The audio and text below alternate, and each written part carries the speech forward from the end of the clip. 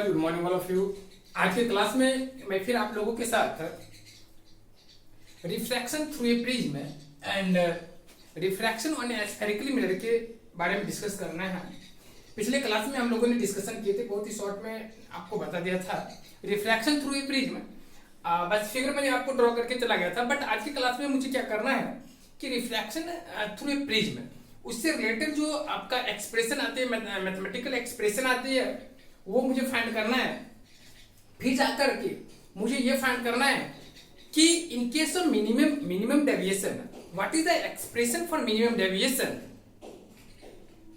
Finally मुझे फिर refraction on A spherical surface का एक्सप्रेशन फाइंड करना है।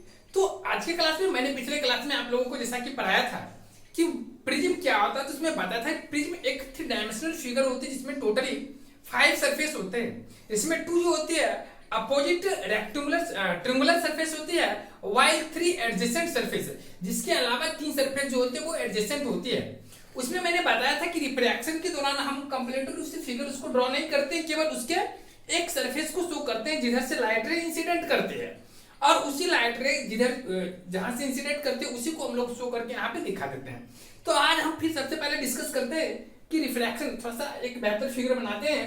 रिफ्रैक्शन थ्रू ए प्रिज्म पिछले क्लास में बताए थे, बट उतना डिटेल से मैंने नहीं दिखा था, तो इस फिगर को आप लोग ध्यान देंगे। सबसे पहले इस टॉपिक को थोड़ा मिटा लेते हैं, और हमें फर्स्ट टॉपिक क्या है, रिफ्रैक्शन थ्रू ए प्रिज्म। इसका मुझे कंप्लीट डिस्कशन करना है। तो पहला क्लास तो मेरा आज यही होगा, फिर सेकंड क्लास जो होगा मेरा वो होगा refraction on A spherical surfaces. तो सबसे पहले हम लोग जैसा कि प्रिज्म के बारे में डेफिनेशन दे दिया था, तो हम लोग टॉपिक लिखते हैं रिफ्रैक्शन थ्रू ए प्रिज्म। तो प्रिज्म से जो मेरा रिफ्रैक्शन है इसका मुझे डिस्कशन करना है, ये कैसे होती है और इसका मैथमेटिकल एक्सप्रेशन कौन कौन सी है, which is related to angle of incident angle पर या emergent angle and prism angle. ये तीनों टर्म से रिलेटेड जो होता है, एंड आपका एक और टर्म्स होता है एंगल ऑफ रिफ्रैक्शन या रिफ्रैक्शन या रिफ्रैक्टेड एंगल जो होती है। ये सारे टर्म से रिलेटेड जो रिलेशन है वो चीज मुझे फाइंड करनी है, और फिर आपको मिनिमम डेविएशन का भी एक्सप्रेशन लानी है। तो सबसे पहले मैं आपको बताता हूं कि प्रिज्म से रिफ्रैक्शन कैसे होती है। जैसा कि मैंने बताया था कि केवल मैं एक सरफेस जो ट्रायंगुलर सरफेस है उसी को मैं फिगर में शो करूंगा, क्योंकि यहाँ पे 3 डायमेंशनल फिगर को ये 2D में, ये मेरा जो प्लेन है ये 2D है, और वो फिगर 3 डायमेंशनल है, उसको हम यहाँ पे स्केच नहीं कर पाएंगे, और अगर स्केच भी करेंगे तो थोड़ा सा फिगर कॉम्प्लेक्स हो जाएगी, जिसके कारण से मुझे यहाँ पे जो एक्चुअल नॉलेज लेना है वो मुझे प्रॉब्लम क्रिएट करेगी। मुझे यहाँ पे रिफ्रैक्शन शो करना है, ना कि मुझे मैथमेटिक्स में उसका 3D फिगर बनानी है। चलिए, तो सबसे पहले मैं एक प्रिज्म को ड्रॉ कर लेता हूँ। देखिएगा ये जो मेरा है ये प्रिज्म है, ठीक, ये क्या है मेरा प्रिज्म, इसको आप लोग लिख लीजिए प्रिज्म है। ये प्रिज्म का मैंने पिछले क्लास में आपको बताया था, जिस तरह से वो सरफेस फिगर होती है उसका एक पार्ट मैंने ले लिया। ठीक, अब देखिए लाइट रे को ऐसे मान लिया कि मैंने इंसिडेंट किया, मान लिया ये मेरी लाइट रे क्या हुआ, इंसिडेंट हुआ, एक पार्टिकुलर पॉइंट पे इंसिडेंट हुआ। अब देखिए अगर मान लिया कि इसका आपका रिफ्रैक्टिव इंडेक्स आपका μ1 हो गया और इसका रिफ्रैक्टिव इंडेक्स μ2 हो गया। अब इसके बाद क्या है कि अगर ये लाइट रे मान लिया कि रेयर मीडियम से डेंसर मीडियम में इंसिडेंट किया, तो डेफिनेटली रूप से क्या होगा कि ये लाइट रे जो होगी, ठीक, डेविएट्स होगी इट्स ओरिजिनल पाथ, ये अपने पथ से डेविएट्स होगी। तो सबसे पहले एक रेफरेंस लाइन चाहिए जिसके रिस्पेक्ट में ये डेविएट करेगी, और वो रेफरेंस लाइन क्या होती है, नॉर्मल होती है। तो मैं यहाँ पे क्या करूंगा, एक नॉर्मल ड्रॉ कर देता हूँ। देखिएगा ये मेरा क्या हो गया, नॉर्मल हो गया, ठीक, और इस नॉर्मल के रिस्पेक्ट में वो डेविएट करेगी। और जैसा कि मैंने आपको बताया था कि जब लाइट रे डेंसर मीडियम से, मतलब रेयर मीडियम से डेंसर मीडियम में अगर जाती है, तो इट बेंड्स टुवर्ड्स, मतलब ये आपका रेयर मीडियम से डेंसर मीडियम में जाती है। यहाँ पे लिखना चाहे तो आप लिख सकते हैं μ1 इज ग्रेटर देन μ2, ऐसा आप लिख सकते हैं, बट अंदर में तो वही हालत है। आप देखिए यहाँ पे ये आपका रेयर मीडियम है, ये आपका डेंसर है, तो ऐसे लिखिएगा ना, सॉरी μ2 इज ग्रेटर देन μ1। तो अगर आपका μ2 इज ग्रेटर देन μ1 है, तो इस केस में मेरी क्या होगी कि लाइट रे जो होगी वो डेविएट्स कर जाएगी टुवर्ड्स, या बेंड कर जाएगी टुवर्ड्स नॉर्मल, कि नॉर्मल की तरफ बेंड कर जाती है, बेंड कर दी। तो ये मेरा क्या हो गया कि बीच में जो था यहाँ पे ये सरफेस पे डेविएशन थोड़ा सा हुआ, उसके बाद क्या हुआ, फिर ये आपका और बीच में तो आपका एयर आता है, तो यहाँ आपका वैक्यूम पर आता है, तो उसके लिए कंप्लीट रूप से स्ट्रेट लाइन में फिर यहाँ पे क्या होगा कि फिर यहाँ पे डेविएशन होगी, क्योंकि फिर यहाँ पे म्यू वन इधर आ जाती है। अब ये अगर फिर म्यू वन आते हैं तो फिर यहाँ से डेविएशन होगी, दैट मींस रिफ्रैक्शन होगी। तो उस केस में मैं क्या करूंगा, फिर यहाँ पे भी एक नॉर्मल ड्रॉ करूंगा। अगर मैं यहाँ पे एक नॉर्मल ड्रॉ किया, अगर मैं यहाँ पे एक नॉर्मल ड्रॉ किया तो फिर मुझे क्या करनी पड़ेगी, यहाँ पे दिखाना पड़ेगा कि ये जो लाइट रे है इस तरफ डेविएट कर जाएगी। अब देखिए इसके बाद क्या है कि अगर आप गौर करें तो ये आपका इस एंगल, इसको हम लोग बोलते हैं एंगल ऑफ इंसिडेंट। जैसा कि आप लोग जानते हैं नॉर्मली हम लोग इसको आई से डिनोट करते हैं, फॉर हम लोग कन्वेंस के लिए, सुविधा के लिए इसको I1 से डिनोट करते हैं, क्योंकि थोड़ा सा मैथमेटिकल एक्सप्रेशन जो है ना वो मुझे बाद में फाइंड करने में इजी रहेगी, इसलिए मैं I1 I2 से डिनोट करूंगा। अब देखिए ये मेरा I1 हुआ एंगल ऑफ इंसिडेंस, और ये मेरा एंगल ऑफ रिफ्लेक्शन, इसको मैंने मान लिया R1, क्योंकि नॉर्मल और रिफ्रैक्टेड रे के बीच का जो एंगल होता है वो आपका एंगल ऑफ रिफ्रैक्शन होता है, या आपका रिफ्रैक्टेड एंगल होता है, तो ये आपका रिफ्रैक्टेड एंगल हो गया। अब क्या हुआ कि इस सरफेस के लिए फिर ये आपका एंगल ऑफ इंसिडेंट हो गया। तो फिर मान लिया कि इसको मैं I1 से नहीं मान करके मान लिया कि मैं इसको R2 मान लिया सुविधा के लिए। एनसीईआरटी में सिंबॉलिक रिप्रेजेंटेशन R2 है, इसलिए मैं भी इसको R2 लिया। अगर मैं इसको R2 ले लिया तो अब यहाँ पे देखिएगा ये जो मेरा एंगल है, ये मेरा क्या है, ये फिर मेरा बाहर एंगल जा रही है, तो ये दोनों के बाहर वाले एंगल को मैं मान लिया कि I2 से।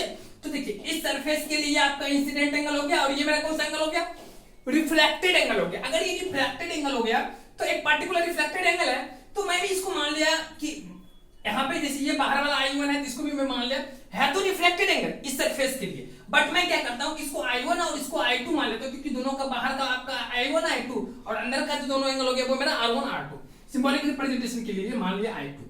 बट मैं आपको बता दूं कि ये आपका इंसिडेंट रे हुआ, ये आपका रिफ्लेक्टेड रे हो गया, और इस रे को हम लोग बोलते हैं इमर्जेंट रे। क्या बोलते हैं, इमर्जेंट रे। इमर्जेंट रे बोलते हैं एंगल बिटवीन, इसका उसके बाद एक टर्म आता है उसको भी आप लोग सीख ले, इमर्जेंट एंगल। शायद हो सकता है मैंने आप लोग को refraction through a rectangular slab में मैंने इसका डिस्कशन किया हो, नहीं किया है तो यहाँ पर आप लोग देख ले कि emergent angle it is defined as angle between emergent रे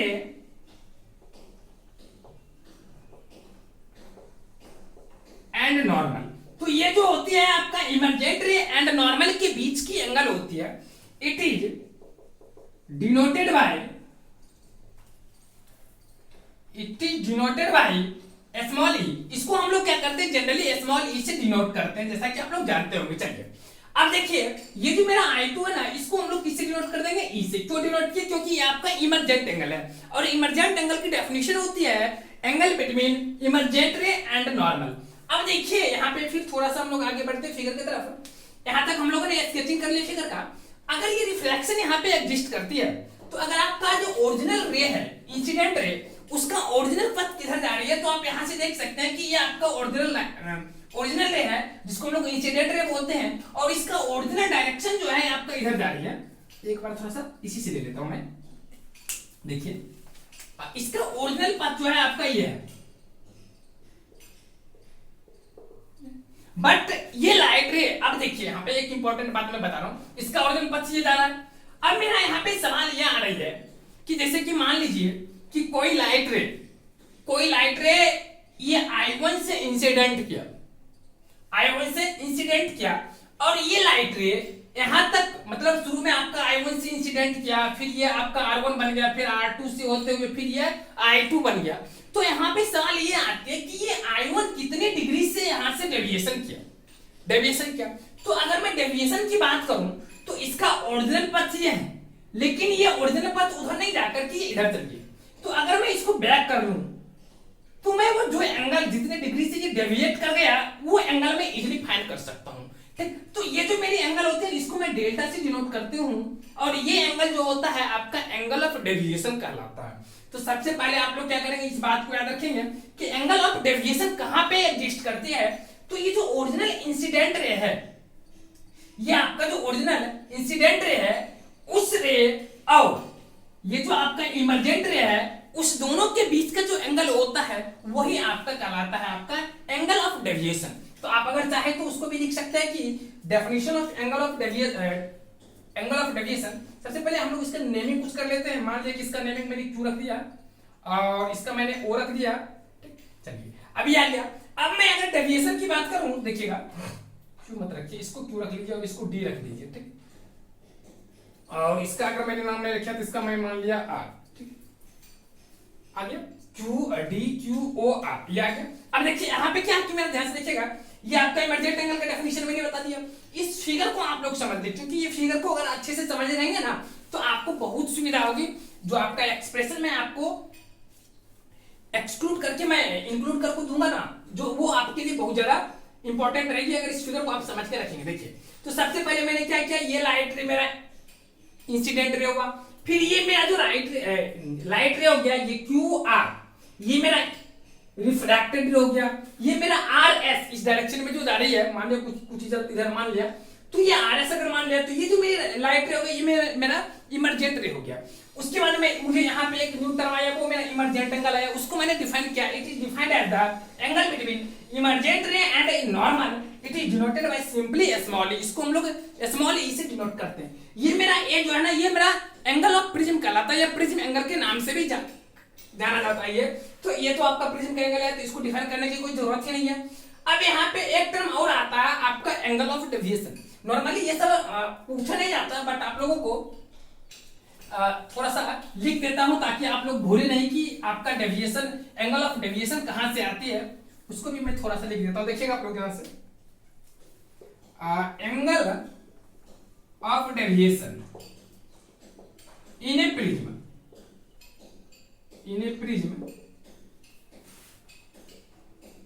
means, angle of deviation in a prism means angle between incident ray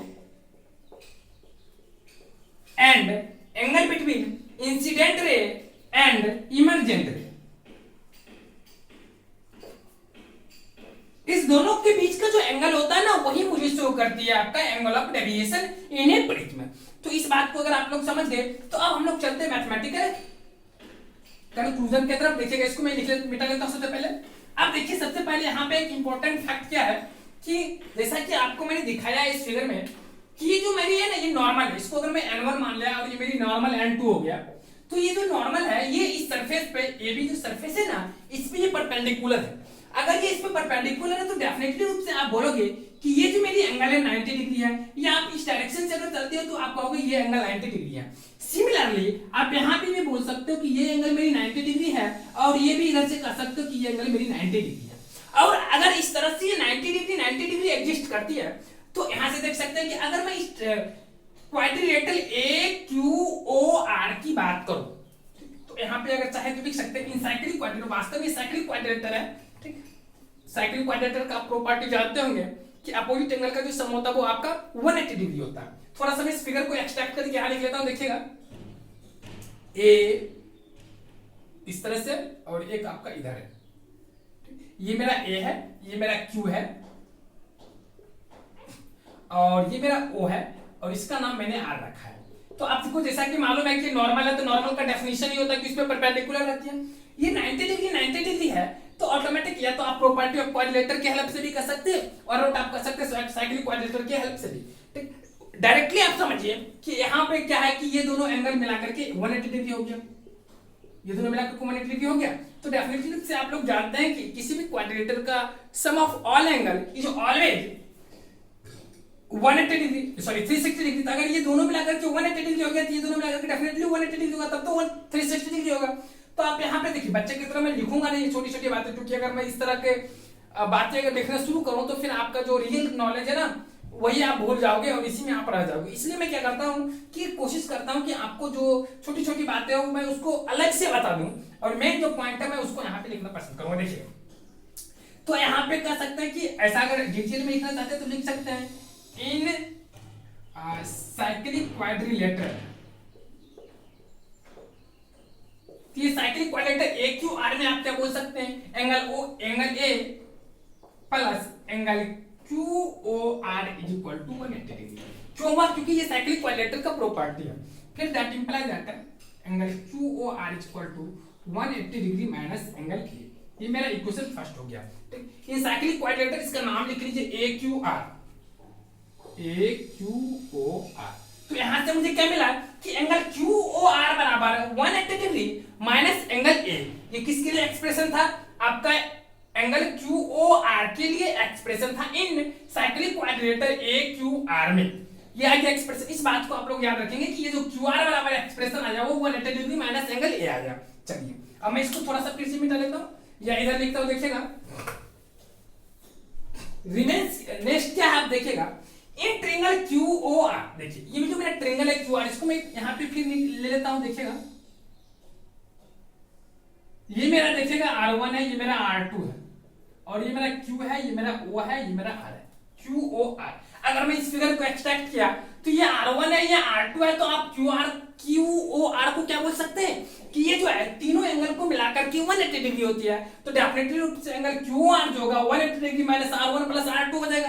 तो इसका मतलब आप बोल सकते हैं, यार थोड़ा सा डिटेल लेना चाहते हैं तो लिख सकते हैं in triangle QOR R1 plus angle R2 plus angle QOR is equal to 180 degree. So यहां से बोल सकते हो कि angle QOR is equal to 180 degree minus angle R1 plus angle R2, ये दोनों का सम हो जाएगा। चलिए यहां तक हम लोग को मिल गया। अगर हम लोग यहां तक मिल गए, जिसको मैं मान लेता हूं इक्वेशन सेकंड। अब यहां पे देखिए फ्रॉम इक्वेशन फर्स्ट से तो angle QOR is equal to 180 degree minus angle A आया, और from equation second we get angle QOR is equal to 180 degree minus angle R1 plus angle R2। Comparing equation first and equation second, we observed that LHS of both equation, देखिए दोनों का LHS क्या है? QOR। Definitely इसका RHS भी क्या होगा? Same होगा। तो आप बोल सकते हो, सो लिख सकते हैं कंपेयरिंग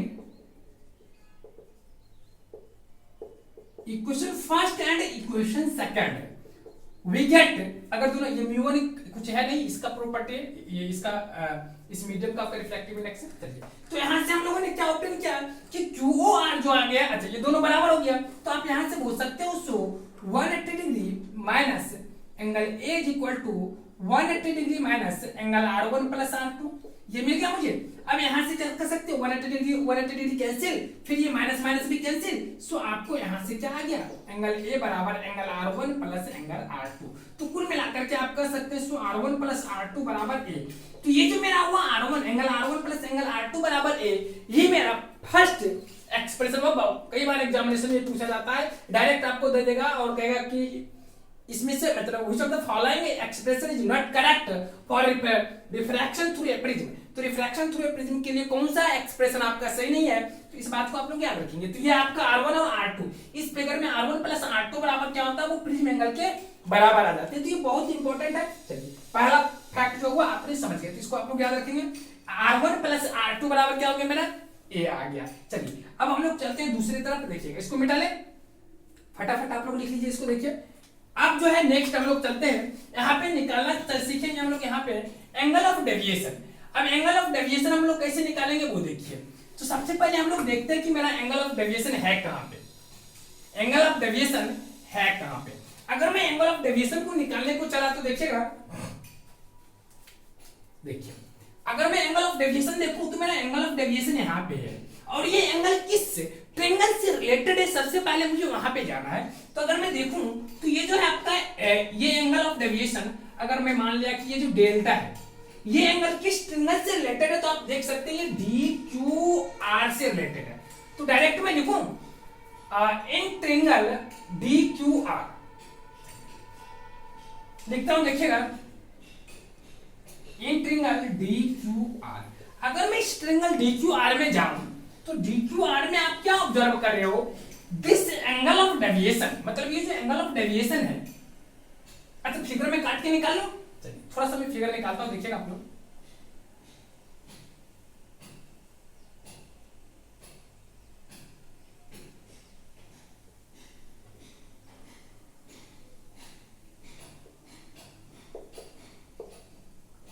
चलिए यही ना है। अब वो ध्यान से आप लोग देखेंगे, बस वही इंपॉर्टेंट है, उसके बाद तो आप समझ जाएंगे, छोटा सा है। अब देखिए यहाँ पे सबसे पहले आप लोग को मैं एक चीज बताता हूं कि ये दोनों में से कोई भी एंगल मुझे मालूम नहीं है। आप अगर यहाँ गौर करें तो इस एंगल का मेजर मुझे नहीं मालूम है, इन दोनों का क्या क्या है, बस मुझे ये एंगल मालूम है और ये एंगल मालूम है। अब अगर देखिए आप तो आपका ये नॉर्मल है और ये आपका एक स्ट्रेट लाइन है, तो कुल मिलाकर के आप कह सकते हैं कि दोनों का दोनों आपका क्या है, स्ट्रेट लाइन है। अगर दोनों का दोनों स्ट्रेट लाइन है तो आप यहाँ पे बोल सकते हैं कि अपोजिटली वर्टेक्स एंगल से दोनों एंगल सेम होना चाहिए। तो यहाँ पे वही कुछ बात है। अगर आप यहाँ पे गौर करें तो ये जो एंगल है, ये एंगल, ये पूरा का पूरा एंगल जो है,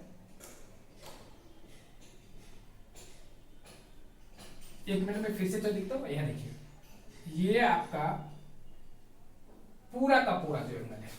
फिर अगर आप इधर चलते हो तो आप यहां पे क्या बोलेंगे, आपका ये पूरा का पूरा एंगल जो है, अगर आप इस दोनों एंगल की तरफ चले तो मैं आपको बताता हूं, देखिएगा ध्यान से, ये एंगल आपका कितना है, ये पूरा का पूरा एंगल जो आपका 90 डिग्री है, ये एंगल मेरा क्या 90 डिग्री है। तो अगर मैं इसका चाहूं, मान लिया कि आपका ये N1 है ना पहले से, अगर मैं N1 QB की बात करूं तो आप कह सकते हैं एंगल N1 QB। अच्छा ऐसे नहीं लिखिए आप, डायरेक्ट लिखते हैं, मैं उसको देखिएगा आप लोग। सबसे पहले क्या करता हूं,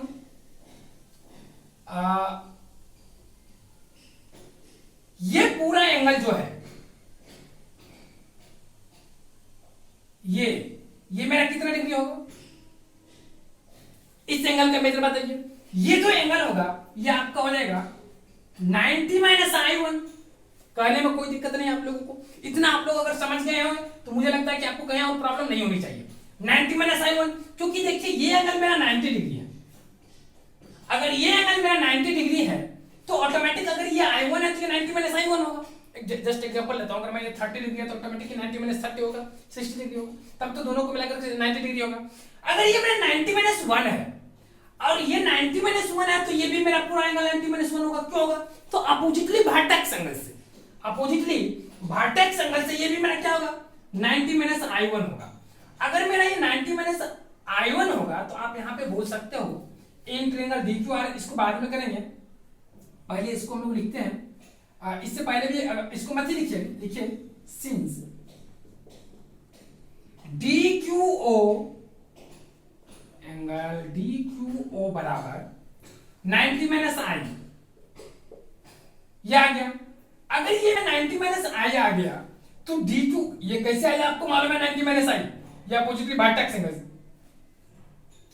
अगर मेरा ये DQO आपका 90 माइनस I हुआ तो DQO का एक्चुअल मेजर क्या है वो आप बोल सकते हैं DQR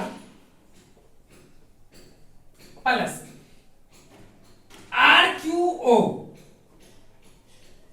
is equal to 90 minus I। और अगर आप फिर से देखिए तो आपका RQO का मेजर R1 है, सो DQR बराबर 90 माइनस I, और RQO का अगर वैल्यू में R1 रख दिया तो फिर वो राइट जाएगी, तो फिर मेरा क्या होगा, नेगेटिव हो जाएगा। तो ये मेरा DQR का वैल्यू कितना आ गया 90 माइनस I माइनस R1। तो कुल मिलाकर के आप बोल सकते हो ये मेरा सॉरी ये I1 है, I नहीं है, गलती से लिखा गया। तो ये मेरा आ गया DQR बराबर 90 माइनस I1 माइनस R1। अगर मेरा 90 माइनस I1 माइनस R1 इस एंगल का वैल्यू हो गया, मतलब ये छोटी वाले एंगल का, तो सिमिलर वे अगर आप इधर चलोगे तो आप यहां से भी ये एंगल जो मेरा है DRQ, तो इसको भी मैं लिखता हूं यहां पे सिमिलरली एंगल DRQ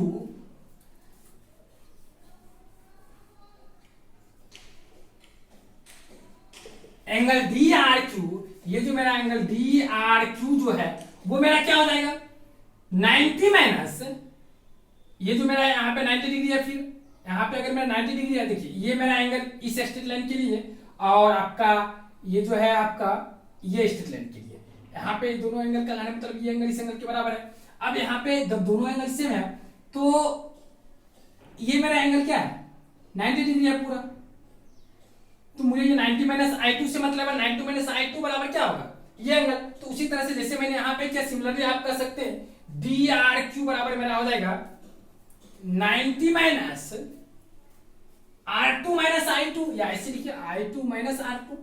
अब बाद में I2 को E भी हम लोग मानेंगे। चलिए पहले तो हम लोग I1 I2 के फॉर्म में लिखते हैं। अब देखिए अगर इतना लिख लिए तो आप यहां से कर सकते हैं सो डेविएशन बराबर जो है आपका वो क्या है DQR प्लस DRQ।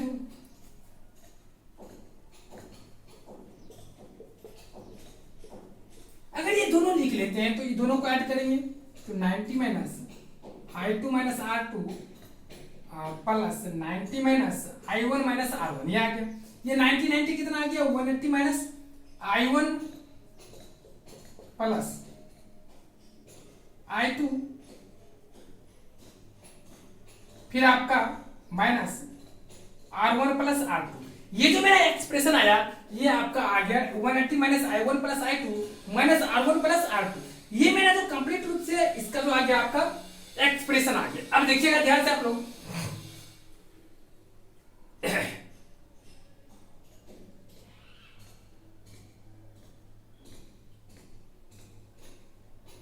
अच्छा सॉरी यहाँ पे ये I1 इसको लिखा गया, तब तो बहुत दिक्कत हो जाएगी। ये मेरा एंगल I1 ही होगा। एक मिनट, थोड़ा सा गलती हो गई इसमें, मुझे लगा कि नॉर्मल है। आप लोग सही कर लेंगे फिर से। ये 90 माइनस I नहीं होगा, इसको मिटा लेते हैं थोड़ा सा, ये थोड़ा सा गलत हो गया। आप लोग फिर से इसको सही कर लीजिए। इससे पहले मतलब इससे पहले जो मैंने आपको बताया ना वो भी सही था, उसका तो एक्सप्रेशन इससे कोई मतलब ही नहीं रखता था। उसका इससे कोई मतलब ही नहीं था। उसका जो डायरेक्टली मतलब था वो आपका ये देखिएगा ध्यान से, ये मेरा एंगल हाई है। आपको ये एंगल ऑफ इंसिडेंट है जिसको हम लोग I1 कहते हैं। एंगल ऑफ इंसिडेंट का मतलब ये तो नॉर्मल और आपका इंसिडेंट एंगल के बीच का जो एंगल होता है वो आपका इंसिडेंट एंगल होता है। तो ये मेरा इंसिडेंट एंगल होता है, ये ना होगा, हम भूल से इसको लिख दिए थे इसलिए यहाँ पे परेशानी हुई थी। अब यहाँ पर देखिए डायरेक्ट हो जाएगा। मुझे डेविएशन ये DQR को निकालना है ना, तो एंगल DQR बराबर क्या बोल सकते हैं, देखिएगा ध्यान से। ये DQR का जो एक्सप्रेशन है DQR, ये मेरा एंगल I1 है। सॉरी इसमें भूल से भी मत लिखिएगा यहाँ पे। ये मेरा नॉर्मल और इंसिडेंट के बीच का एंगल आपका इंसिडेंट एंगल होता है। तो ये आपका I1 है। तो आपका DQR जो है आपका, ये DQR जो है आपका वो क्या है, देखिए ये एंगल अगर I1 है तो ये पूरा एंगल I1 होगा। अगर ये पूरा एंगल I1 हो जाएगा तो फिर क्या होगा, ये आपका I1 माइनस R1 होगा। तो एंगल DQR बराबर आप आराम से बोल सकते हैं I1 माइनस R1, ये आ गया I1 माइनस R1। फिर आपका इसके बाद जो आपका आता है यहाँ पे DRQ अगर निकालते हैं DRQ, तो उसी तरह से यहाँ पे भी देखिए ये I2 है, तो यहाँ पे देखिए डायरेक्ट आ रहा था, ये I2 है तो यहाँ पे भी क्या होगा I2 माइनस R2 है। तो आप यहाँ पे DRQ बराबर क्या बोल सकते हैं I2 माइनस R2। और इससे पहले जो मैंने आप लोगों को बताया है, ध्यान से देखिएगा, इससे पहले जो मैंने आप लोगों को बताया था ये चीज आ गया। सो अब यहाँ पे क्या किया, एंगल ऑफ डेविएशन जो है डेल्टा बराबर क्या होगा DQR plus DRQ। Angle DQR plus angle DRQ। अगर मैंने DQR की बात करें तो DQR बराबर कितना मुझे निकला I1 माइनस R1 प्लस ये मेरा DRQ क्या है मेरा I2 माइनस R2, तो यहाँ पे I2 माइनस R2 लिख दिया।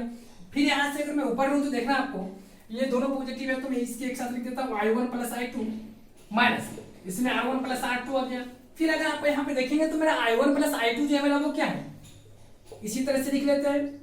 और माइनस R1 प्लस R2 के लिए मैंने यहाँ पे इससे पहले जस्ट प्रूफ करके आपको दिखाया था कि R1 प्लस R2 जो था वो आपका प्रिज्म एंगल के बराबर था, तो यहाँ पे मैंने लिख दिया। तो कुल मिलाकर के कभी कभी इसको हम लोग I1 को अगर मैं I मान लिया, I1 ही रहने दीजिए, प्लस I2 आपका E है, कभी कभी E भी लिख देता है, कोई दिक्कत नहीं, इस बात को याद रखेंगे। और ध्यान रखना कि I2 जो है आपको आपका इमरजेंट एंगल है, ऐसा नहीं कि आप I2 को इंसिडेंट एंगल पढ़ना, बस सिंबॉलिक रिप्रेजेंट करने के लिए हम लोग यहाँ पे I2 लिख दिए ताकि आप लोगों को सुविधा हो। तो यहाँ पे ये जो हो गया आपका एंगल ऑफ डेविएशन हो गया। तो एंगल ऑफ डेविएशन के लिए आपका क्या फॉर्मूला हो गया I1 प्लस E माइनस ए। I1 आपका क्या हुआ एंगल ऑफ इंसिडेंट हो गया, E आपका इमरजेंट एंगल हो गया, और आपका A जो हो गया वो आपका क्या हो गया, A जो आपका हो गया वो आपका प्रिज्म एंगल हो गया। तो एंगल ऑफ डेविएशन बराबर I1 प्लस E माइनस ए हो गया। इस बात को आप लोग याद रखेंगे। चलिए अब मैं इसके बाद की फॉर्मूला को बताता हूँ, देखिएगा इसके बाद वाला क्या है। तो ये आपका आ गया। अब इसको मैं मिटा लेता हूँ, थोड़ा सा सिंबॉलिक है, इसको शुरू में थोड़ा सा शुरू से इधर I1 भूल से लिखा गया था, इसलिए आप इसको सही कर लें। देखिए मैंने भूल से I1 वहां लिख दिया और उसके वजह से प्रॉब्लम हो गई थी। फिगर को आप लोग सही कर लेंगे। चलिए अब फिर देखिएगा ध्यान से आप लोग, करना है, मिनिमम डेविएशन के लिए एक्सप्रेशन का डिस्कस करना है। ये मिनिमम डेविएशन का मतलब क्या होता है वो बता रहा हूं आप लोगों को। तो अभी तक में मैंने जो दो एक्सप्रेशन आया मैं उसको ऊपर में लिख लेता हूं, देखिएगा R1 प्लस R2 बराबर मेरा एक ए आया और डेविएशन बराबर आ गया मेरा I1 प्लस I2 माइनस ए, ठीक, या IC को बोल सकते हैं, I2 की जगह पर ई भी लिख सकते हैं। चलिए ये दो एक्सप्रेशन आया। अब इसी के लिए सबको थोड़ा सा मिटा लेते हैं।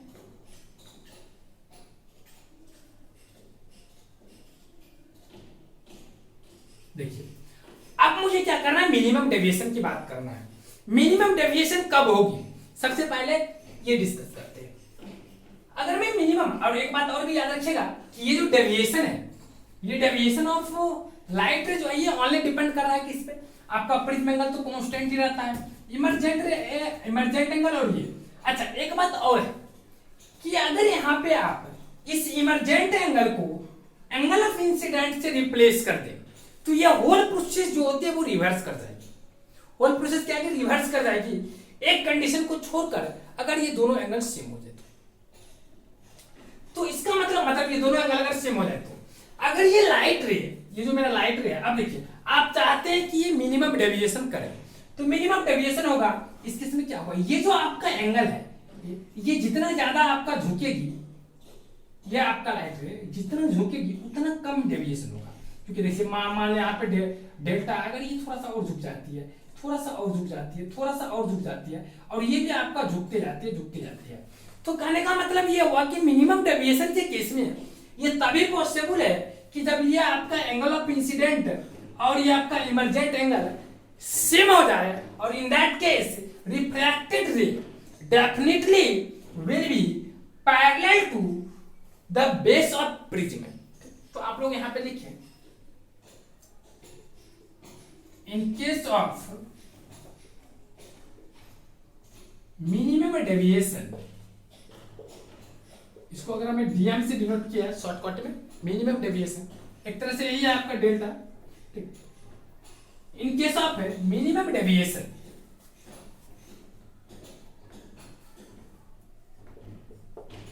Refracted ray will be parallel to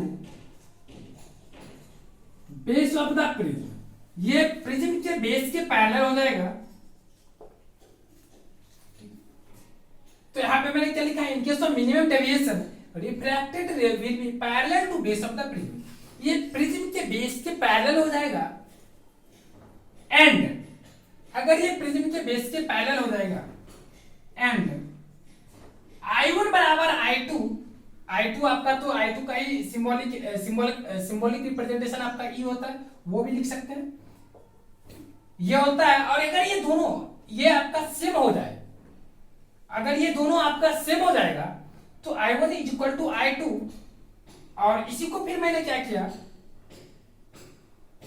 I1 is equal to I2, और अगर आपका I1 is equal to I2 हो जाता है तो डेफिनेटली देखिए ये एंगल और ये एंगल दोनों अगर सेम हो जाता है तो उस केस में क्या होगा, ये लाइट रे अगर इस दोनों सरफेस से इंटर करेगी तो आपका डेविएशन सेम होगा, डेफिनेटली रूप से R1 और R2 भी क्या होगा, सेम होगा, ठीक। तो I1 is equal to I2 that imply R1 is equal to R2, और इस केस में R1 इज इक्वल टू जो होगा आपका R2 के बराबर हो जाएगा। अगर ये R1 is equal to R2 के बराबर होगा तो मैं इसे मान लिया R, दोनों जब सेम है तो मैंने क्या किया, दोनों को R मान लिया, और इसको मैंने मान लिया I, ये जो दोनों है ना सेम, जब ये I1 बराबर I2 है तो इसको मैंने मान लिया I, इसको लिख लीजिएगा लेट, इसको मैंने मान लिया। अब देखिएगा जैसा कि मैंने आपको पढ़ाया है कि R1 plus R2 equal to A होता है, तो इस केस में आप R1 को भी R से रिप्लेस करिए और R2 को भी R से रिप्लेस करेंगे।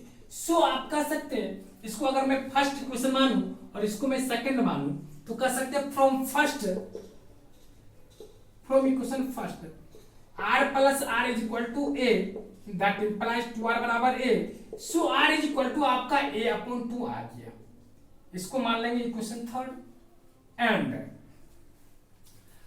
अब यहां पे ये डेविएशन है, अगर मैं इसको डीएम डिनोट किया इज इक्वल टू, ये आपका I1 प्लस I2 को मैंने क्या माना है, I1 प्लस I2, या I1 और I2 दोनों I है, तो मैं इसको आई मान दूं तो ये मेरा 2i हो जाएगी minus A.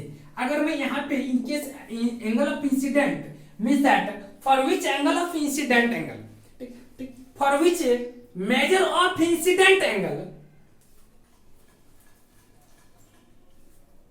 measure of incident angle, in that case light ray deviates minimum। तो किस measure of incident ray incident angle के लिए ये जो लाइट रे हो वो मिनिमम डेविएट करे, तो उसके लिए आपका आ जाता मेजर ए प्लस मिनिमम डेविएशन अपॉन 2। ये मिनिमम डेविएशन के लिए अगर मैं मिनिमम डेविएट करना चाहता हूं, जितना मिनिमम करना चाहूंगा वो उस पर डिपेंड करता है कि मैं कितना करना चाहता हूं। तो I equal to A plus DM upon 2 आ जाए। ये डीएम जो है ना इसका आपका सब्सक्रिप्ट है, मल्टीप्लिकेशन में नहीं है। तो I इक्वल टू क्या हुआ, ए प्लस डीएम डिवाइडेड बाय 2। ये आपका आ गया। अगर मैं मतलब वो डिपेंड करता है कि हम कितना डेविएट करना चाहते हैं, उस पर डिपेंड करता है। और ये प्रिज्म एंगल तो आपका कांस्टेंट रहेगा और I इक्वल टू आप इजीली फाइंड कर सकते हो। तो ये मेरा दूसरी एक्सप्रेशन आ गई। तो इसको अगर मैं इक्वेशन 4 मान लिया। अगर आप लोग यहां तक समझ गए तो आप लोग ध्यान से रखेंगे। तो सबसे पहले मैंने आपको क्या बताया कि आपका किसी भी प्रिज्म में मैंने रिफ्रैक्शन, एक नॉर्मल प्रिज्म लेकर के मैंने क्या किया, आपको पहले रिफ्रैक्शन का फिगर बनाया, फिर उसमें मैंने आपको R1 प्लस R2 प्रूफ किया, फिर मैंने डेल बराबर I1 plus I2 can be replaced by A, that will be I1 plus E, I1 plus I2 minus A. फिर मैंने आपको बताया कि मिनिमम डेविएशन किस केस में होगा, तो वो मैंने आपको बताया कि ये तभी पॉसिबल है जब आपका एंगल ऑफ इंसिडेंट और इमर्जेंट एंगल दोनों सेम हो जाए। अगर ये दोनों एंगल सेम हो जाएगी तो ये डेफिनेटली रूप से इंप्लाई करेगी कि आपका जो ये आपका R1 और R2 है ये दोनों भी सेम होनी चाहिए। जब ये दोनों सेम हो गई तो मैंने दोनों को एक नेक्स्ट सिंबल से रिप्रेजेंट कर दिया I और R से, और फिर यहाँ पे फाइनली एक मैंने एक्सप्रेशन लिया, दो एक्सप्रेशन ऑब्टेन किया। पहला आपका r बराबर a/2 का मतलब हुआ कि जो आपका एंगल ऑफ डिफ्रैक्शन है ये आपका क्या होगा, प्रिज्म एंगल का आधा होगा। ठीक, तो गाइस हम लोगों ने क्या किया कि यहाँ पे angle of incident is equal to A plus DM divided by 2। ये जो मैंने एक्सप्रेशन लाया, अगर मैं मिनिमम डेविएशन मतलब एक पर्टिकुलर एंगल से मैं डेविएट लाइट रे को करना चाहता हूं, तो आपको एंगल ऑफ इंसिडेंट और आपका मिनिमम डेविएशन जितना है उसका एवरेज जो होती है वो आपका इंसिडेंट एंगल से, अगर मैं उतने डिग्री से अगर मैं इंसिडेंट करता हूं तो वो मिनिमम डेविएशन उतना कर जाएगी। तो ये जो हो गया आपका एक्सप्रेशन हो गया। टोटल मिलाकर के मैंने 4 आपको इक्वेशन बताया। सबसे पहले इन ए प्रिज्म, अगर आपका ये R1 plus R2 equal to ए हो गया, पहला ये हो गया। दूसरा इक्वेशन आपका है angle of deviation is equal to I1 plus I2 minus A. Third equation हो गया in case of minimum deviation we get R is equal to that will be also equal to R1 and R2, finally will be A upon 2 that means prism angle का half हो जाता है। और फिर third case में मैंने बताया angle of incident in case of minimum deviation is equal to A plus DM divided by 2। ये आपका हो गया एक्सप्रेशन जो कि आपका मिनिमम डेविएशन तक आ जाती है। अब देखिए फिर आपका कुछ और भी इसमें है, वो इंपॉर्टेंट यह है जो कि आपको हम लोग को वहीं भी मेनली रूप से पहुंचना था। ये सब तो बस हम लोग के रास्ते की चीजें हैं, इस चीज को बस हम लोग को याद रखना है। अब आप लोग को 2 इक्वेशन ऊपर में हो गया, इसको भी थोड़ा सा मिटा लेते हैं ताकि इस 2 इक्वेशन को भी हम वहीं पे लिख सकते हैं। देखिएगा तो कुल मिलाकर के हम लोगों ने अभी 4 इक्वेशन ऑब्टेन किया, 2 इक्वेशन यहाँ हो गया। तीसरा इक्वेशन मैंने यहाँ पे लिख लेते इन केस ऑफ मिनिमम डेविएशन, अगर मैं बात करूं तो R बराबर A/2 आता है और आपका R बराबर A/2 आ गया, और दूसरा आ गया I is equal to A plus DM divided by 2। DM represent करता है, आप डीएम को डेल्टा से भी डिनोट कर सकते हो, वही आपका मिनिमम डेविएशन है। अब अगर मैं यहाँ पे रिफ्रैक्टिव इंडेक्स ऑफ आपका ये μ1 हो गया, ये आपका μ2 हो गया, प्रिज्म का refractive index with respect to medium 1 अगर मैं फाइंड करने का चाहूं, देखिएगा रिफ्रैक्टिव इंडेक्स ऑफ प्रिज्म बोले या ऐसे बोल सकते हैं रिफ्रैक्टिव इंडेक्स ऑफ, ये आपका मीडियम 2 है, बाहर वाली मीडियम 1 है, तो refractive index of medium 2 with respect to medium 1, इसी चीज को हम लोग सिंबॉलिकली रिप्रेजेंट करते हैं। μ2 विथ रिस्पेक्ट टू 1 मतलब refractive index 2 with respect to 1। NCERT book में आपको इस तरह से रोटेशन मिलेगा n/1, that means refractive index of medium two with respect to 1। और इस चीज को हम लोग अगर इसके लिए अगर मैं मैथमेटिकल एक्सप्रेशन लिखूं तो आप इसके लिए क्या जानते हैं, sin i upon sin r। ये मैंने आपको फॉर्मूला बताया, sin i upon sin r, क्योंकि रिफ्रैक्टिव इंडेक्स का ही फॉर्मूला होता है बाय स्नेल्स लॉ। अगर ये चीज होती है तो आप sin i को आप बोल क्या सकते हैं, i बराबर मैंने जो एक्सप्रेशन लाया वो a प्लस dm/2, तो यहाँ पे बोल सकते हैं a plus minimum deviation divided by 2। dm लिखिए तो dm ही लिखिए, यहाँ पे से डेल्टा। देखिए एक बात और आप लोग समझ लीजिए, बहुत जगह पर आपका dm को ऐसे लिख देता है, ठीक, ये चीज याद रखिएगा। तो a plus dm divided by 2 divided bye आपका sin r, r बराबर मैंने आपको a/2 फाइंड करके लाया, तो यहाँ पे sin a/2 आ जाएगा। तो ये हो गया कि अगर आपको मिनिमम डेविएशन के केस में रिफ्रैक्टिव इंडेक्स ऑफ प्रिज्म पूछे या refractive index of medium two with respect to medium 1 पूछे, तो उसके लिए आपका मैथमेटिकल एक्सप्रेशन आता sin a plus dm divided by 2 divided by sin r/2। तो ये जो हो गया आपका refractive index of prism means that refractive index of medium two with respect to medium 1 आ गया। अब अगर यहां तक समझ गए तो फिर एक दो और एक्सप्रेशन है, इसको भी देख लीजिएगा। बस आप लोग अपने मेन पॉइंट पे चलेंगे। तो ये आपका इक्वेशन 5 हो गया, ये आपका इक्वेशन 4 हो गया, ये आपका 5 हो गया, सॉरी ये थर्ड था ना, थर्ड, ये आपका 4 हो गया, ये आपका 5 आ गया। अब देखिए अगर आपका प्रिज्म एंगल काफी छोटा है, ये प्रिज्म एंगल छोटा का मतलब ये जो है आपका मान लीजिए कि लेस देन 6 डिग्री के आसपास हो, तो या ऐसे समझिए थिन लेंस थिन प्रिज्म के लिए तो लिख सकते हैं फॉर थिन प्रिज्म, मतलब अगर मान लीजिए कि ये आपका ए जो है वो लेस देन 6 डिग्री के आसपास हो, या इसी को बोल सकते हैं 1/10 ऑफ 1 रेडियन। अगर आपका 1 रेडियन का 1/10 से छोटा हो या मान लीजिए 6 डिग्री से छोटा हो, तो थिन प्रिज्म के लिए क्या होता है, आप लोग जानते हैं कि sin a बराबर, मतलब अगर इस केस में क्या होगा कि आपका जो sin i होगा वो आपका i के बराबर होगा, और यही आपका tan i के बराबर होगा, क्योंकि मैंने आपको लिमिट्स में पढ़ाया होगा कि आपका इस केस में इस चीज को मैं अगर मैथमेटिकली रिप्रेजेंट करूं तो लिमिट से i tends to 0 sin i upon i is equal to 1 so is equal to limits I tends to 0 10 i divided by i। तो ये जो आपका एक्सप्रेशन है, यहां से मैं इसको इक्वेट करता हूं, ये आपको मैथमेटिकल एक्सप्रेशन, इसको अपना साइड में लिख लेंगे। तो अगर आपका प्रिज्म थिन हो तो उस केस में आपका sin i is equal to 10 i हो जाएगा। क्या हो जाएगा, ये आपका तीनों का तीनों जो होगा आपको सेम हो जाएगा। अगर ये तीनों सेम हो जाती है तो उस केस में आप बोल सकते हो कि आपका जो रिफ्रैक्टिव इंडेक्स है, अगर ये i इस केस में जब मान लीजिए यही 6 डिग्री से छोटा है तो आपका एंगल ऑफ इंसिडेंट भी छोटा होगा, एंगल ऑफ इंसिडेंट छोटा होगा तो एंगल ऑफ रिफ्रैक्शन भी छोटा होगा। तो उस केस में आप जो ये रिफ्रैक्टिव इंडेक्स ऑफ प्रिज्म बराबर जो आप ये एक्सप्रेशन लिखते हैं, तो आप इसको अगर मान लिया, ये रिफ्रैक्टिव इंडेक्स ऑफ प्रिज्म को अगर मान लिया मिनट के लिए मेरा म्यू है, यहाँ पे जैसे ये सिंबल लिखे, मान लिया रिफ्रैक्टिव इंडेक्स ऑफ प्रिज्म को मैंने मान लिया म्यू, तो अगर आप इसको म्यू मानते हो तो इस केस में ये जो म्यू होगा वो आपका क्या होगा, sin i upon sin r होगा। अगर ये sin i upon sin r होता है तो ये आपको मालूम है कि for thin prism that means for minimum angle के लिए आपका sin i जो होता है i के बराबर होता है और r जो होता है r के बराबर होता है। तो आपका यहाँ पे क्या है i1 r1, यहाँ पे क्या है i2 r2। तो आप यहाँ से बोल सकते हो ना कि i1 r1 is equal to, मतलब म्यू बराबर sin i upon sin r आ गया, ये sin i1 अपॉन r1 हो गया, यही आपका i2 अपॉन r2 के बराबर होगा। क्योंकि मल्टीपल रिफ्रैक्शन के लिए आपको बताया था कि स्नेल्स लॉ जो होती है, स्नेल्स लॉ जो होती है आपका μ1 sin i1 is equal to μ2 sin i2 is equal to μ3 sin i3, ये चीज होती है। बट ये आपका रिफ्रैक्टिव इंडेक्स तो एक ही है, बट यहाँ पे ये जो आपका रिफ्रैक्टिव इंडेक्स तो प्रिज्म का ही है, बस यह कि i1 r1 या i2 r2 आती है। तो यहाँ से अगर मैं फिर एक्सप्रेशन लाऊं तो कर सकता हूँ, उसको मिटा लो, थोड़ा सा देखिएगा, इसे मिटा लो, चलिए इसको मिटा लेते हैं, थोड़ा आप लोग लिखते चलेंगे साथ साथ। तो आपका यहां से क्या होगा i1 बराबर r1 इंटू म्यू, सो यहां से आपने ऑब्टेन किया i1 बराबर म्यू इंटू r1 और i2 is also equal to mu into r2, ये आ गया।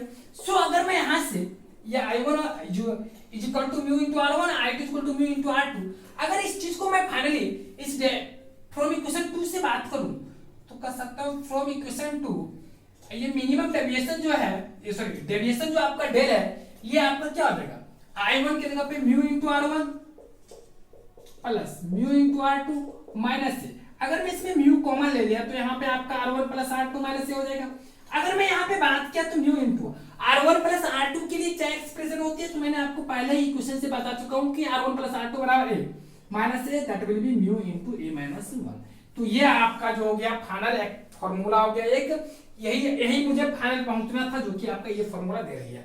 तो आप लोग इसको अच्छे से याद रखेंगे, ठीक से लिख लीजिए इसको, पहले तो यहाँ तक आपने उतार लीजिए और फिर आप फाइनली लिख लीजिएगा यहाँ पे। इधर मैं ऊपर से मैं कर लेता हूँ, थोड़ा देखिएगा, देखिए तो ये जो आपका डेविएशन आया वो आ गया म्यू इंटू ए माइनस 1, ये आपका फॉर्मूला आ गया। ठीक, ये बहुत इंपॉर्टेंट फॉर्मूला है, ये आपके एग्जाम में बराबर पूछते रहते हैं। कभी कभी तो आपको मिनिमम डेविएशन के लिए आपको पूछ देगा कि जो डेल्टा है ना, इसके लिए फॉर्मूला आप एक्सट्रैक्ट करें, निकाले इसका फॉर्मूला, डिड्यूस करें, कि क्या देगा कि deduce minimum deviation for prism during refraction. तो प्रिज्म में ड्यूरिंग रिफ्रैक्शन में आपका जो मिनिमम डेविएशन का जो फॉर्मूला आता है उसे एक्सट्रैक्ट करें। तो ये पूरा प्रोसेस आपको करना पड़ जाएगा, क्योंकि आपको जहां तक मालूम है कि हर चीज जो है इसके लिए इंपॉर्टेंट है। इस फॉर्मूला तक पहुंचने में मुझे बहुत सारे फॉर्मूला मदद किए, तो उन सारे फॉर्मूला को मुझे सीखना पड़ेगा। तो यहाँ पे ये मेरा कौन सा इक्वेशन है, क्या ये इक्वेशन 6 हो गया। चलिए, तो 5 इक्वेशन यहाँ तक में आया था, ये छठा इक्वेशन हो गया। तो कुल मिलाकर के मैंने कौन कौन सा फॉर्मूला पढ़ाया, R1 प्लस R2 बराबर है डेविएशन बराबर आपका I1 प्लस I2 माइनस से। तीसरा फॉर्मूला इसके बाद मैंने आपको पढ़ाया था, इन case of minimum deviation R बराबर a/2 और I बराबर a plus dm divided by 2। चार फॉर्मूला। पांचवा फॉर्मूला मैंने आपको बताया था कि आपका जो पांचवा फॉर्मूला था वो आपको मैंने बताया था यहाँ पे कि रिफ्रैक्टिव इंडेक्स ऑफ प्रिज्म बराबर जो आता है sine a plus dm by 2 divided by sine r/2। छठा फॉर्मूला मैंने आपको पढ़ाया है डेविएशन बराबर म्यू टाइम्स a माइनस 1, जो कि ऑब्जेक्टिव में बराबर पूछता है, प्रिज्म में दे देगा और उसमें पूछेगा कि मिनिमम डेविएशन के लिए कौन सा फॉर्मूला है, तो ये आपका होता है म्यू टाइम्स a माइनस 1। और कभी कभी इससे रिलेटेड न्यूमेरिकल वगैरह भी पूछ देती है, आपको a दे देगा, म्यू दे देगा और मिनिमम डेविएशन पूछेगा। तो एक्सप्रेशन तो काफी छोटा है, बट आपको फॉर्मूले याद रखने की जरूरत है। चलिए, तो यहाँ तक अगर आप लोगों ने समझ लिया तो आपका आज का जो क्लास है प्रिज्म का रिलेटेड, ये आपका क्लास यहीं पे हम लोग आज ओवर करते हैं। तो कंप्लीट रूप से थोड़ा सा मैं फिर से एक बार आप लोगों को पूरा का पूरा आपको निकाल के दिखा दूं कितना चीज मैंने हम लोगों ने आज की क्लास में डिस्कस किए थे। देखिए, तो एक बार फिर से मैं आपको बिल्कुल ही आपको गैलरी की फॉर्म में बता देते हैं। देखिएगा, देखिए अगर मैं एज ए गैलरी पढ़ूं तो प्रिज्म में मैंने क्या क्या पढ़ा उसको फिर से मैं क्विक में आपको रिवीजन करा दूं। तो क्विक में रिवीजन कराने के लिए मैंने आपको देखिए, मैंने एबीसी कोई प्रिज्म मान लिया, इसमें लाइट रे इंसिडेंट किया, तो यहाँ पे मैंने एक नॉर्मल प्लेट ड्रॉ किया और measuring the angle of incident, ये मेरा एंगल ऑफ इंसिडेंट हो गया। फिर ये लाइट रे क्या हुआ, डेविएट की टुवर्ड्स नॉर्मल। फिर क्या हुआ कि यहाँ पे ये लाइट रे सरफेस के लिए रिफ्लेक्शन भी यहाँ पे फिर एग्जिस्ट करेगी, तो यहाँ पे फिर मैंने क्या नॉर्मल ड्रॉ किया, तो यहाँ पे लाइट रे क्या हुआ है, इससे फार अवे चलेगी। अगर ये आपका μ1 है, इस मीडियम का मान लिया, रिफ्रैक्टिव इंडेक्स इसका आपका μ2 है, तो इस केस में अगर मैं इसको मान लिया I1 मान लिया और इसको मैं R1 मान लिया, ये आपका R2 हो गया, और इसको अगर मैं I2 माना जो कि आपका I के बराबर होता है, E के बराबर होता है, क्योंकि एंगल ऑफ इमर्जेंट एंगल होता है। फिर इसके बाद की बात अगर मैं बात करूं तो देखिएगा, ये जो लाइट रे है इसका ओरिजिनल पथ आपका इधर जा रही है और इसका ओरिजिनल पथ आपका इधर जा रही है। तो इस दोनों, जैसा कि मैंने आपको पढ़ाया था कि आपका एंगल ऑफ डेविएशन जो होता है, angle between incident ray and emergent रे के बीच का एंगल जो होता है आपका एंगल ऑफ डेविएशन होता है। फिर मैंने दोनों नॉर्मल, अगर मैं इसको n1 मान लिया और इसको मैं n2 मान लिया और इसका नेमिंग जैसा कि Q D और ये आपका जो था ये आपका O था और ये आपका R था। अब यहाँ तक हो गया। अब यहाँ पे मैंने आपको पढ़ाया था कि सबसे पहले इतना मैंने, मेरा मेन फिगर था, इतना सारी चीज थी, यही चीज था। फिर ये आपका एंगल मेरा क्या आ गया, I1 माइनस R1, ये मेरा एंगल क्या आ गया था, I2 माइनस R2। वही चीज मैंने उसमें मिस्टेक कर दिया था कि यहाँ आ गया था। तो अब यहाँ तक जो है आपका कंप्लीट फिगर हो गया। इसके बाद जो मैंने इक्वेशन ऑब्टेन किया था, सबसे पहले मैंने लिखा था R1 प्लस R2 बराबर a, ये आपका पहला इक्वेशन।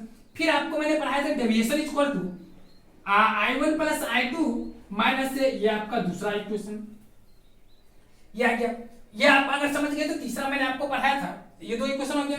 तीसरा मैंने आपको पढ़ाया था कि फॉर थिन प्रिज्म, तो लिख लीजिएगा फॉर थिन प्रिज्म, अगर पतला प्रिज्म हो तो उस केस के लिए मैंने आपको पढ़ाया था कि आपका r बराबर a/2 हो जाता है, और फिर उस केस में आपको डेविएशन जो होती है वो I बराबर आपका, अगर मैं मिनिमम डेविएशन को मान दिया कि मैं डेल एम मानूं या डी एम मानूं, तो उस केस में मैंने पढ़ा था a plus D M divided by 2। तो इसको मैंने थर्ड इक्वेशन, इसको मैंने फोर्थ इक्वेशन माना था।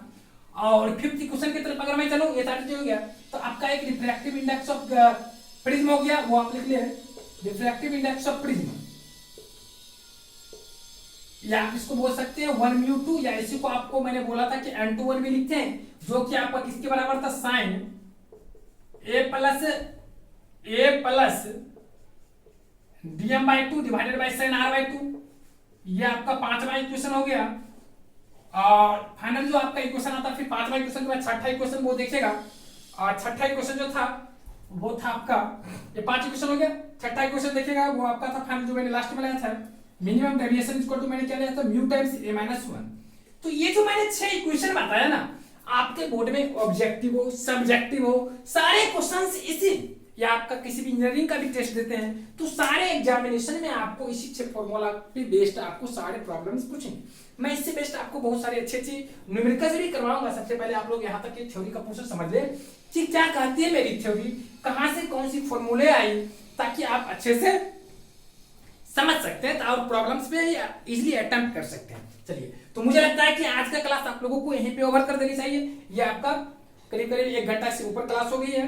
फिर मैं आप लोगों के साथ अगले क्लास में डिस्कस करने वाला हूँ refraction on A spherical surface, जो कि आपका फॉर्मूला आप लोग जानते भी होंगे, μ2 upon v minus μ1 upon u divide is equal to μ2 minus μ1 divided by r। ये आपका इंपॉर्टेंट फॉर्मूला है, एग्जामिनेशन में 5 नंबर में 3 नंबर में बराबर पूछे जाते हैं। चलिए, तो उसका डिस्कशन करने वाले कि हम लोग कैसे उसको एक्सट्रैक्ट करेंगे, कैसे हम लोग उसको डिड्यूस करेंगे। चलिए, तो आप लोग यहाँ तक सीख गए।